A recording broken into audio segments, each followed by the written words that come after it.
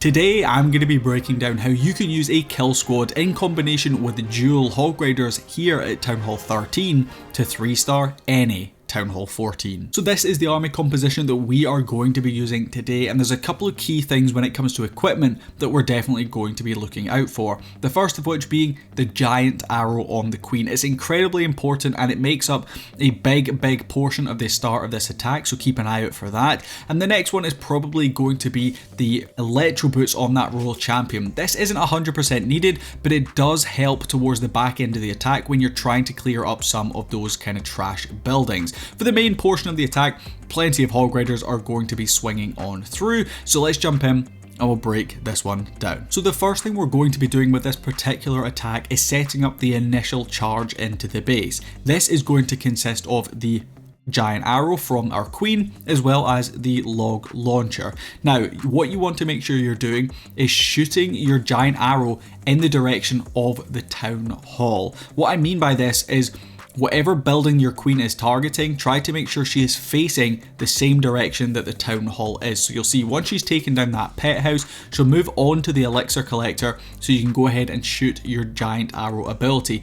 We're looking to go through the town hall because that log launcher is going to come straight in the same direction as our giant arrow. We're looking to drop it down exactly where our queen came in and that giant arrow shot, so we can get the maximum amount of value.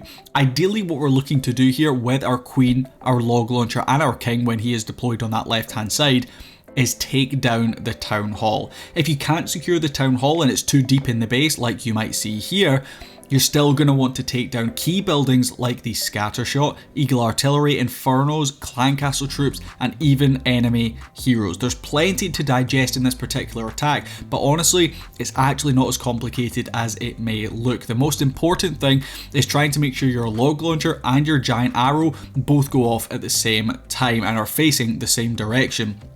Earthquake spell is going to come in. Of course, it does 25 or something like that % damage to buildings, so if you can drop that down, it's going to help you get through some of those things that the giant arrow and your log launcher was able to hit. Now, unfortunately here we don't manage to secure that town hall or even the eagle artillery, but it's not the end of the world.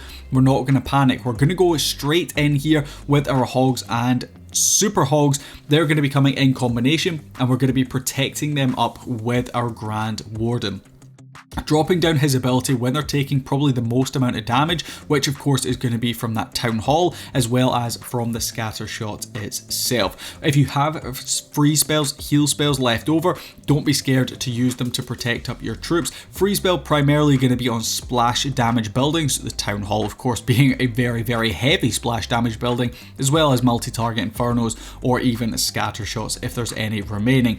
Just try to protect up your troops. The first heal spell is going to come in pretty early and the second heal spell going to come in slightly further into the attack, but this strategy is honestly incredibly powerful. The most important thing is not to panic. Take your time setting up that queen at the start, make sure her giant arrow goes off in the direction you want it to, and then after that it's just a case of deploying that log launcher, using the earthquake spell to help take down some of those key defenses, and then letting that king clear up some more important buildings, and the hogs will finish the rest of the base. So we have a couple more examples.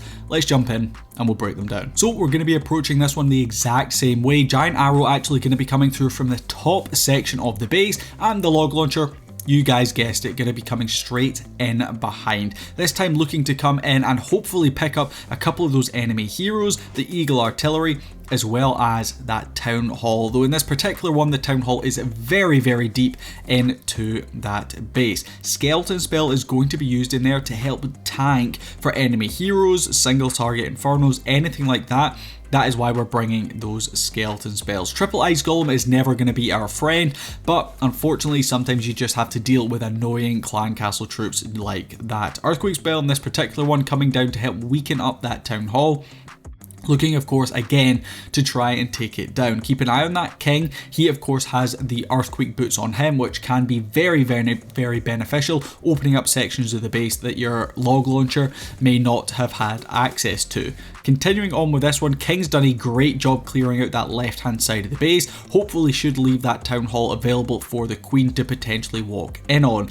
If you guys notice that the clock is starting to tick down and you're worried about time, just go ahead and deploy down your hogs and super hogs. Remember, they are defensive targeting troops, which is perfect for this type of attack because it means you don't need to worry too much about funneling them. They should still go the direction you're looking for them to go. And if you've used Goho, anything like that at some of the lower town halls, you guys well know what you're doing with those hog riders. You just want to make sure that first heal spell's coming in earlier than you typically would anticipate, because actually there's a lot of defenses left up when they initially come into the base. Protect them nice and early. Use the Eternal Tome and the Healing Tome from that Grand Warden as you progress through the Town Hall or heavy sections of the base, including scatter shots, Inferno Towers, etc. And you guys can see we are attacking, remember, up a Town Hall. We are currently a Town Hall 13 and we're attacking a Town Hall 14.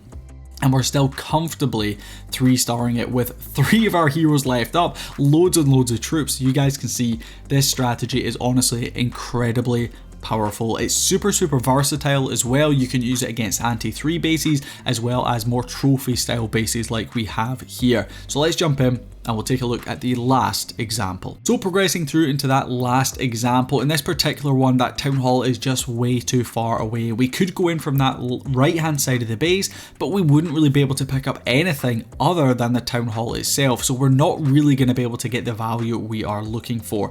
Now this one's got the perfect example of why we're using the log launcher and giant arrow in combination, because we have the eagle artillery and the, I think it was an Inferno Tower going down before our troops, our heroes or whatever had even got into that section of the base. So we're able to take down buildings before we've even got there with our heroes, which is absolutely perfect. You're then looking for your heroes to go either one direction or the other just to help create that funnel. In this particular one, it looks like they're probably going up towards that north section of the base, so we're going to use a wall breaker that we have to break them in. Of course, remember, you do have that Barbarian King's ability if you need those earthquake boots.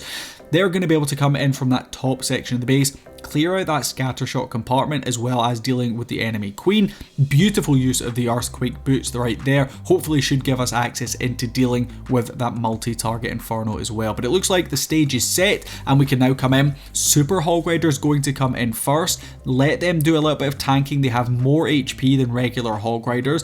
We're then going to sprinkle in the rest of our Hog Riders on some of these outer defenses just to keep the bulk of our Super Hogs funneled into those important defenses slightly further into the core, like those multi-target Infernos. Again, in this particular one, we're going to be dealing with that town hall slightly later into the attack, so that's why we're going to be using that heal spell to try and protect up a little bit on the back end. Unfortunately, in this particular one, that heal spell actually kind of gets swagged, but the Royal Champion to the rescue with her spear and of course her electro boots. They're a very strong combination and they're going to be helping us mightily through this back end of the base. Typically, you want to go ahead and use that RC ability when you notice you're starting to lose some of those hog riders, or if you desperately need to take down a specific defense like the town hall or something else. But you guys can see again another 3-star coming in from a town hall 13 against a town hall 14. So of course the main time you're going to be using this particular army is going to be in CWL. When you start to get those mismatches, it can be incredibly frustrating, but this strategy here is probably going to be your answer. It's an incredibly powerful army, and you guys can get the link for it down in the description below. While you're down there, don't forget to go ahead and subscribe to us here at the Barracks, and I'll catch you guys in the next video. Peace.